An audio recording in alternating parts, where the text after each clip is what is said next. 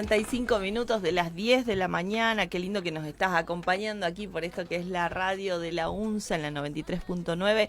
También sabés que nos podés encontrar en Twitch, en el Instagram, en las redes sociales como Facebook, que se está transmitiendo en vivo en el YouTube Live, y nos encontrás como @Radio UNSA, ¿no? Y en esta mañana, hoy, ¿con qué seguimos, Bocha? En Joyita Norteña hablamos con... Le agradecemos a Juan Ignacio Sáenz, él es músico, bueno, y además también integra la orquesta de aquí de la Universidad Nacional de Salta, así que te agradecemos que estés como cada 15 días contándonos de qué se trata esto, música con historia, descontracturar lo clásico. ¿Cómo quedó al final esta columna? Bueno, ¿cómo estás, Maru? Buen día. Bueno, muchas gracias por el espacio, por la convocatoria. Acá estamos en la segunda entrega de la columna. Y bueno, sabemos que marzo es el mes de la mujer, así que a pedido de muchas personas que me rodean y de oyentes, hice una columna dedicada a las mujeres dentro de la historia de la música clásica. Hay mujeres. Hay mujeres. Bien. Me encanta que me traigas estas noticias. Sí. Hubo siempre mujeres. Se sabe poco, ¿no? Sí, lamentablemente sí, es como un trabajo medio arqueológico, porque recién podemos decir que en los últimos 20, 30 años empezaron a publicitar y también a investigar todo el trabajo que se había hecho. Claro. Bueno, cuando hablamos de música clásica siempre, como propuse en la primera columna, vamos a hablar de un periodo muy largo en la historia, o también de algo muy simbólico, esto, ¿no? Del sentarse para contemplar una escucha, ¿no? Sí. Y el espíritu se eleve. Y bueno, vamos a hacer un viaje de 1000 años. 1000 años. 1000 años, sí. Así que hoy en 20 minutos vamos a recorrer 1000 años, y nos vamos a ir bien atrás en el tiempo. Ahora nos vamos al medioevo.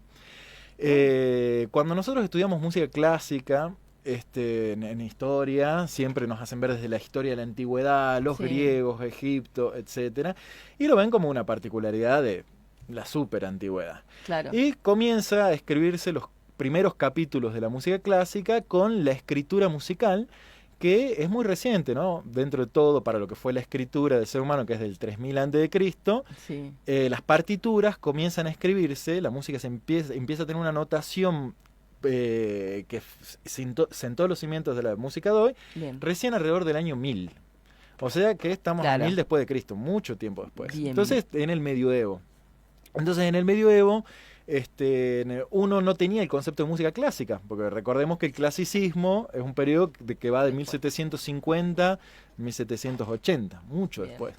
Pero sí existía esta cuestión de dividir la música. La música que pasaba... Como una forma de ordenar, ¿no? De orden, ¿no? Sí, pero una forma de orden social y político. Porque vos tenés la música que es para tocar adentro de la iglesia y la música para tocar afuera de la iglesia. Bien, me encanta que nos des todos estos Exactamente. Entonces uno tenía la música sacra y la música pagana, ¿sí? Entonces, entendiendo el paganismo no como algo, uno por ahí puede tener esa imagen como herética del paganismo, que eso pasó mucho después, sino el paganismo era en todas aquellas prácticas que no sucedían dentro de la liturgia católica. Claro. Y la liturgia católica, más o menos para el año 1000, se sucede, el periodo de la Reforma Gregoriana. La Reforma Gregoriana es muy importante para Occidente, porque antes de la Reforma Gregoriana Europa estaba dividida en regiones, ¿sí? Regiones donde se hablaba un inglés antiguo, un alemán antiguo, o sea, y así como se hablaban distintos idiomas, se practicaban distintas músicas adentro de la iglesia. En la Reforma Gregoriana también un poco lo que hizo fue unificar todo y decir, no, a ver, la liturgia tiene que ser una sola, la misa tiene que ser una sola, y la banda sonora de la misa, la música de la misa tiene que ser una sola. ¿Sí? No pueden andar usando escalas de los árabes, no pueden andar usando ritmos del sur de Italia. No, tiene que ser ordenada. Entonces ahí, en esta reforma gregoriana, les sonará a alguno de los oyentes la idea del canto gregoriano. Entonces nosotros denominamos la música clásica canto gregoriano a un canto que se hace siempre generalmente sobre un salmo, sobre un pasaje bíblico, Claro. y donde, bueno, a los monjes, esta música se desarrollaba dentro de los monasterios. No hay que confundir un monasterio con cualquier otro edificio de la Sí. iglesia, porque un monasterio era un lugar donde básicamente pasaba la ciencia. Claro. Porque ahí se transcribían textos, se componía música. Era como una universidad, digamos. Exactamente. Y la vida Bueno. monástica, bueno, era vida de recluirse. De recluirse. ¿sí? Bueno, obviamente dentro de este periodo, las mujeres lo máximo que podían apuntar dentro de ese escalafón era llegar a ser monja. Claro. Claro. Y aquí nos deja con nuestro primer personaje de hoy. Vamos a empezar con Hildegard von Bingen. Bueno, Mira. Hildegard von Bingen es una monja alemana, ¿sí? Que datos particulares de la historia, después para que se rían un poco o no, porque también los destinos eran medio terribles en esa época, que ella entra en su vida monástica porque fue la menor de los 10 hijos de una familia noble. Entonces era considerada el diezmo, lo que vos tenés que dar para salvar un poco tu alma y la de tu familia. Y bueno, entonces fue entregada a la vida religiosa. Nadie se querían hacer conmigo, no pudieron. No, la menor querían Mirá vos, entregar, yo creo que por hincha me querían entregar. Y después otro detalle de la época, siendo de una familia noble, obviamente la familia se hacía cargo de los gastos del monasterio, entonces tenían un trato preferencial. Claro. Hildegard von Bingen no era una paisana común, sino que ya desde muy joven le habían enseñado a leer, a escribir en latín y le habían preparado para la vida monástica. Claro. Entonces, esta división que yo digo que se da en la música política, puede ser, es que, por ejemplo, Hildegard estaba muy preparada para todo lo que es el canto gregoriano, que es esto, ¿no? Dentro de la liturgia, utilizar ciertos tipos de escalas y una voz muy clara para cantar la palabra de Dios, que no es lo que sucedía afuera en la música pagana. Eso lo hablaremos en otros capítulos. Bien. Entonces, vamos a escuchar un pedacito, vamos a escuchar enterito porque son obras siempre cortitas. O Virtus Sapientiae, que es el poder de la sabiduría. Y es un texto que dice: oh potencia de la sabiduría, o poder de la sabiduría, que girando giraste abrazándolo todo, en una sola órbita que tiene vida y que tiene 3 alas, de las cuales una vuela en lo alto y la otra desde la tierra mana, y la tercera vuela por doquier. Que haya alabanza para ti como corresponde, oh sabiduría. Este texto va a estar en latín y la característica del canto gregoriano es que siempre se acompaña de una nota pedal. Ustedes van a escuchar una nota de fondo que es la que va a dar el tono para que el canto se desarrolle dentro de una escala que no va a tener saltos grandes ni inflexiones duras o que te llamen la atención, porque es música que está pensada para ser cantada dentro de la iglesia, dentro de un espacio de meditación. Eso te quería preguntar, porque en realidad el canto es meditativo, ¿no? El canto... Absolutamente, no busca para nada exaltar los sentimientos de ira, de rabia, de alegría, ritmos, tampoco muchos instrumentos. Bien. Sí, los orígenes de la música eclesiástica justamente son a partir del canto gregoriano, y recordemos que en la vida monástica no estaban permitidos los instrumentos dentro de los monasterios. Bien. Entonces siempre se acompañaban dando la primera nota con la campana del monasterio, entonando todo solo voces. Solo voces, ningún instrumento de dispersión. Ahí va. Ay, qué lindo. Bueno, vamos a escuchar entonces. Dale, ¿Sí? Vamos con la primera escucha. Bellísimo, compartir ahí en la mañana. Nosotros estábamos charlando un poco más de lo que veíamos, quienes están en las redes sociales pudieron ver la partitura, ¿no? Que nos compartiste de esto. Claro, bueno, la partitura bien característica, después los que puedan ver el video, es un tetragrama, no un pentagrama, entonces tiene 4 líneas en vez de 5, y los símbolos musicales por ahí no los reconocen, porque eran neumas, se les llamaba, pero van a ver que arriba de cada sílaba los neumas tenían la inflexión que tenía que hacer la voz, si tenía que ir hacia arriba o hacia abajo, ¿sí? Si tenía que subir o bajar el tono. Bueno. En detalle, la letra de las obras de Hildegard también está escrita por ella, cosa que no era muy típico en la época. De los compositores hombres generalmente Claro. tomaban textos y les ponían música y basta. En cambio, Hildegard no solo componía música, sino que Que también la escribía. escribía y tenía muchos conocimientos, era astrónoma, herborista. Me gusta que me dijiste herborista, yo me imagino una brujita en el monasterio, pero no podía, la Claro, quemaban. sí, bueno, se sentó varias bases sobre lo que después va a ser la biología moderna. Ah, mira. Bueno, vamos a pasar ahora sí nos vamos a adelantar en el tiempo y vamos a viajar a una época que en la música le llamamos el romanticismo musical. Ujú. El romanticismo musical es en periodo del siglo XIX, donde lo característico de esta época es el tiempo de las naciones modernas, ¿sí? O sea, estamos hablando del tiempo de la revolución de las independencias americanas. Nace un estado como Argentina, va a estar después en Europa la unificación de Italia, la unificación de Alemania, la conformación de Polonia. Entonces, todos estos espacios empiezan a generar una sensación de que la música tenía que ser característica de un pueblo. Claro. Pero ya 1000 años más acá, casi 800 años más acá, sí ya existe el término de la música académica o clásica.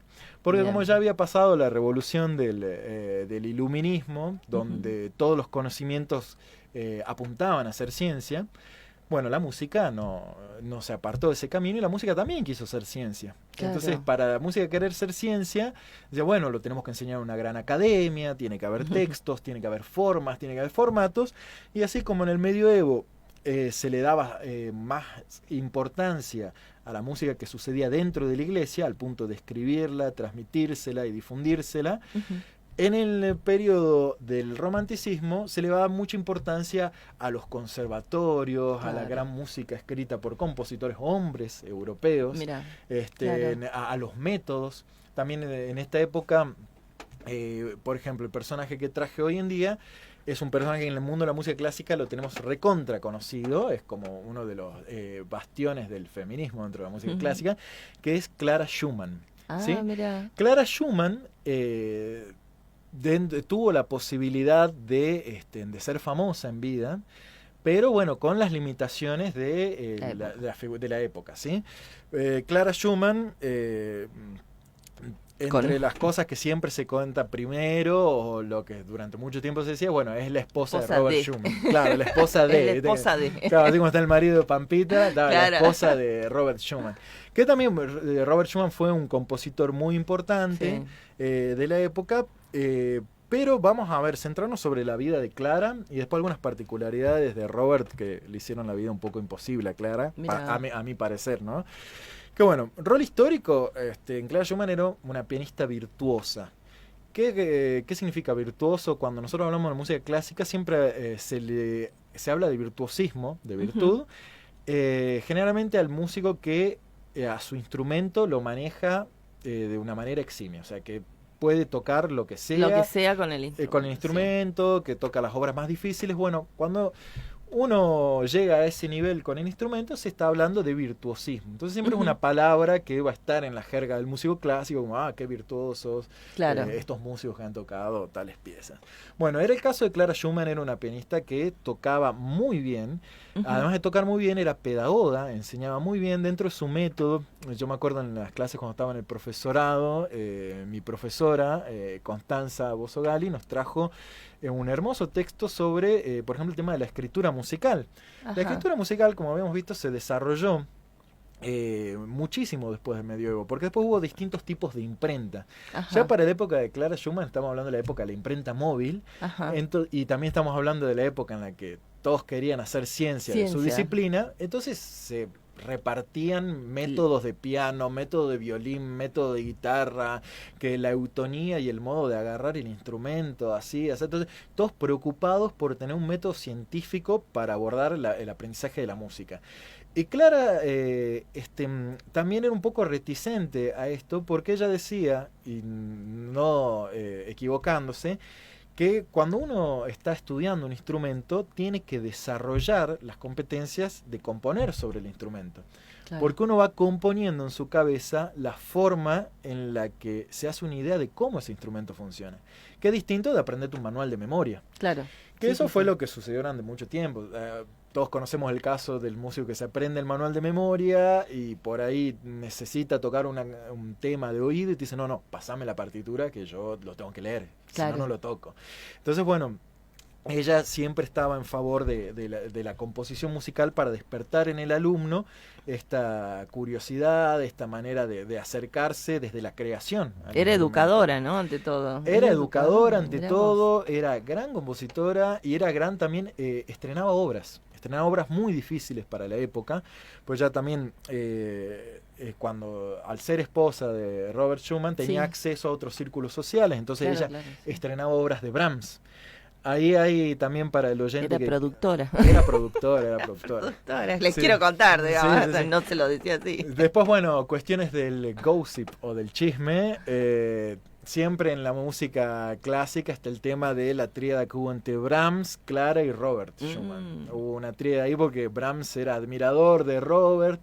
Después Robert Schumann al final de su vida empezó a desvariar, terminó viviendo en un manicomio, claro. Se tiraba al río, y mientras Clara se tenía que hacer cargo de los 8 hijos que tenían, claro. Y en el medio, bueno, parece que hubo una pasión ahí con Brahms, y se armó claro, ¿no? Y bueno, como eran personajes muy famosos para la época y para la historia de la música clásica, también durante mucho tiempo le hicieron la cruz a Clara en el mundo de la música clásica, porque claro, no había engañado. Exactamente, la mujer que era engaña, ella, ¿no? Exactamente, no los otros. No los otros, ni tampoco las situaciones difíciles de la vida. Claro, no, esa parte no. Pensemos en una persona que desde los 9 años ya maneja el instrumento de una manera prodigiosa, compone, dedica toda su vida a la escritura musical. Y después a los 36 años tiene que dejar de hacer giras, tiene que dejar de componer porque se tiene que abocar a cuidar a 8 hijos. Al marido que está enfermo, digamos, ¿no? Exacto. Inimaginable, te quiero decir, en esta época, ¿no? O sea, no sé, no tengo 36 años, pero charlo con varios de 36 y todavía te dicen, no. Sí, vemos en qué me quiero dedicar. Claro, exactamente. Sí. Bueno. Detalles, bueno, ella siempre difundió la obra de Beethoven, de Chopin. Chopin es contemporáneo en su época, ya vamos a hablar más adelante de Chopin, es un gran pianista. Y bueno, Clara siempre estaba tocando las obras más complejas de la época y a la vanguardia, siempre asentando un estilo de época, ¿no? Traje un fragmento cortito para escuchar de las 3 romanzas, opus 22, ya después vamos a aprender más adelante qué significa opus, 3 romanzas, por favor, movimiento, ya vamos a ahondar eso en otras columnas, ¿sí? Dale, y sí. Vamos a un movimiento que me gusta bastante porque está compuesto para piano y violín, ¿sí? Bien, buenísimo. Bueno, hermoso. El carácter lírico de lo que acabamos de escuchar, diríamos carácter lírico porque esa voz que va llevando el violín trata de simular siempre el canto del ser humano, ¿no? Uh-huh. Y bueno, y acá lo que podemos encontrar es que hay otras inflexiones en la melodía distintas a lo primero que escuchamos. Si hay momentos más como trágicos, sí, hay suavidad, pero hay momentos también trágicos, hay tensión, y esa tensión se genera por siempre escalas y acordes que no estaban permitidos usar en el medioevo, mira. Y menos dentro de la música de iglesia. Entonces, por ahí el carácter de la música cambia no solo por el ritmo, sino por las notas que elegimos usar. Por eso, bueno, el contraste entre estas dos músicas que hemos escuchado es que la primera utilizaba notas que son más consonantes entre ellas, y la segunda se permitió utilizar ciertas disonancias que sin achacar el ritmo, sin tener que poner una percusión, una batería, ya muestran un estilo distinto al primero que hemos escuchado. Y bueno, y ahora vamos a un estilo bastante más distinto, y nos venimos más acá en el tiempo. ya fines del siglo XIX, principios del siglo XX. Y vamos a hablar de Florence Price, ¿sí? Florence Price. Florence Price. Es una compositora norteamericana, ¿sí? Que es la primer mujer afroamericana en ser reconocida como compositora sinfónica en Estados Unidos. Ah, mirá. ¿Sí? Voy a decir las fechas porque es medio bastante importante. 1887-1953. Entonces es una primera mujer afroamericana. Nosotros estamos hablando de que en Estados Unidos... los negros estaban claro, condenados a la esclavitud, digamos. Absolutamente. Sí. Recordemos que después de la guerra entre el norte y el sur, si bien hay una abolición de la esclavitud, el norteamericano nunca dejó de pensar este tema racial, ¿no? Que el negro es inferior. Sí. El negro es un ser inferior. Y entonces acá tenemos una mujer afroamericana y negra que para poder estudiar música en el New England Conservatory of Music tuvo que ocultar su raza. ¿Y cómo hizo? Tuvo que ocultar su raza porque también siempre convengamos que los temas de racismo son terribles, sí. Pero siempre es muy graciosa la persona que se pone atrás de la bandera del racismo, porque no tiene forma de comprobar con papeles la ideología que quiere sostener. Y en este caso, para evitar la discriminación por racismo, dijo, soy mexicana.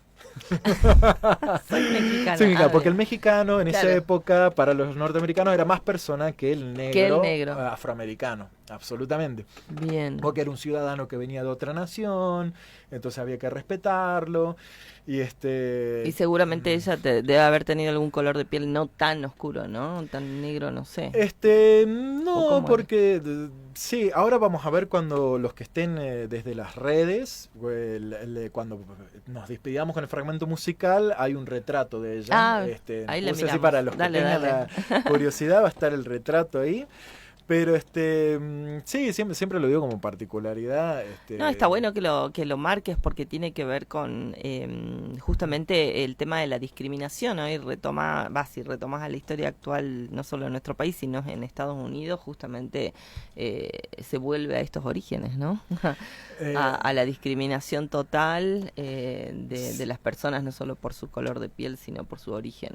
Sí, hoy en día estamos dando una vuelta en la rueda medio siniestra, me parece, pero siempre yo leyéndolo desde el punto de vista de que es de que la violencia simbólica es la peor de las violencias, porque cala en lo hondo, en lo cotidiano. O sea, uno no se da cuenta de que de la posición que tiene en la sociedad y a verse ciertos privilegios que tiene, y a partir de esos privilegios cómo uno va denostando las vidas de otras personas. Claro. En este caso, por ejemplo, norteamericana, madre soltera de 2 hijas, o sea, todas las de perder. Sí, totalmente. Para sobrevivir tiene que trabajar como organista y compositora, ¿viste? Que encima sabemos que se paga mucho menos. Mucho menos. Entonces, en esta época también hay mucha música de películas que se empieza a desarrollar en California. Recordemos que el cine comienza a tener una producción audiovisual, y hubo también una tendencia en Estados Unidos a querer imponer la música clásica en la pantalla, ¿sí? Los primeros registros de música dentro del cine siempre van a venir de la mano de la música clásica, de las orquestas sinfónicas. Entonces, encargarle el trabajo a una mujer es poner menos presupuesto a la hora de hacer una película, ¿no? Bien. Sí, pero un hito revolucionario es que en 1933 ella logra estrenar su sinfonía número 1 en mi menor por la Orquesta Sinfónica de Chicago, que lo importante es que esto es un organismo estatal, es una institución que tiene su prestigio. Entonces, lograr estrenar una obra es algo muy importante para la época. Y encima, lo revolucionario es que primero vamos a descifrar un poquito lo que dije. Sinfonía número 1 en mi menor. ¿Por qué es importante para los músicos clásicos poner la tonalidad? Mi menor es la tonalidad, es el grupo de notas que nosotros usamos, el código, para leer la música que está por suceder. En el caso de esto, siempre se dice la tonalidad, porque la tonalidad siempre, al menos en el 800 y en el 700, representaba un carácter. Era como decir, bueno, lo que se está por tocar a continuación es alegre, lo que se está por tocar a continuación es solemne, lo que se está por tocar a continuación es triste, y lo hacían según la tonalidad. Era un código interno. Bien. Ya para la época de Price no era tan así, pero bueno, una sinfonía, uno se imagina inmediatamente, una orquesta sinfónica toca una sinfonía. Pero bueno, sinfonía viene de conjunto de sonidos que suenan en contemporáneo. Entonces, una sinfonía prácticamente hoy en día ya está establecido que es una obra que se toca por instrumentos de cuerda, por instrumentos de viento y por instrumentos de percusión. Y dentro de los instrumentos de viento nosotros tenemos dos divisiones, que son los instrumentos de viento de madera, como si bien la flauta traversa hoy en día la ve de metal, originalmente eran de madera, y el sonido que tiene se asocia al del oboe, el clarinete, el fagot, que son las maderas. Y después tenemos los vientos de metal, que son todos esos doraditos que uno ve, los cornos, la trompa, la tuba wagneriana, bueno, todos esos instrumentos tienen una forma de sentarse y tienen una forma de escribir y de participar dentro de un código musical. Y ese código musical, el más importante de todos, es la sinfonía. La sinfonía siempre es instrumental. O sea, nunca, tenemos siempre las excepciones de la regla, ¿no? Nunca hay un nunca absoluto. Pero fuera de esas excepciones, la sinfonía siempre es un discurso instrumental, puramente instrumental. Entonces, siempre el compositor va a tratar de mostrar su habilidad poniendo nuevos ritmos, nuevas maneras de usar los instrumentos. Va a tratar siempre de innovar en el discurso, en una cantidad de instrumentos gigante. Bien. Bueno, componer una sinfonía no es algo sencillo, lo que habla también de la habilidad y de Florence Price. Sí. Y después, además de componer una sinfonía, lo revolucionario es que integra ritmos africanos como los negro spirituals y el blues en su estructura de música clásica, ¿sí? Ah, mirá. Exacto. Y bueno, es una transgresora, digamos. Es una súper transgresora para la época. En esa época nosotros, teníamos los spirituals, comenzaban las primeras big band de jazz. Claro. Y también, por eso también podemos suponer por qué la Orquesta Sinfónica de Chicago, que es un lugar donde la vida del jazz se vivía a pleno ya hace bastantes décadas. Y detalles de lo que vamos a escuchar para terminar el programa es que se hace uso de melodías pentatónicas y síncopas. ¿Qué es una síncopa y qué es una melodía pentatónica? Una melodía pentatónica es una melodía que solo utiliza 5 sonidos. Nuestra escala occidental tiene 8 sonidos. ¿Sí? Bien. Mientras que una melodía pentatónica tiene solo 5 sonidos. Y esos 5 sonidos siempre nos van a sonar o a blues, o a música oriental, o a música andina. ¿Por qué? Porque esas 3 culturas utilizaron escalas pentatónicas, que para darle la característica final, uno tiene que sí o sí tener una riqueza rítmica muy variada, porque 5 sonidos son menos que 8. Claro. Entonces, para poder tener variedad dentro de 5 sonidos, uno se sirve del elemento rítmico. Es por eso que las culturas que han desarrollado su música dentro de la escala pentatónica poseen una variedad rítmica mucho más rica que aquella de la tradición europea. Claro. Sí, y acá también podemos ver un poco cómo se funde la música popular con la música clásica. Y vamos un poquito volteando esta barrera que estoy proponiendo ya desde el primer programa de voltear, de que existe un lugar para lo clásico. Para lo clásico y un allá lugar lejano y un lugar para lo popular donde sí trae la guitarrita y sentar. Claro. Entonces, terminamos el programa de hoy. Ahí contando historias de también un poco de vida, pero de la música a través de las mujeres. Gracias, Juan, por traernos todo este conocimiento aquí a la radio y compartirlo aquí con nuestra audiencia. Nos vamos escuchándola, ¿te parece? ¿Cómo ¿Sí? no? Y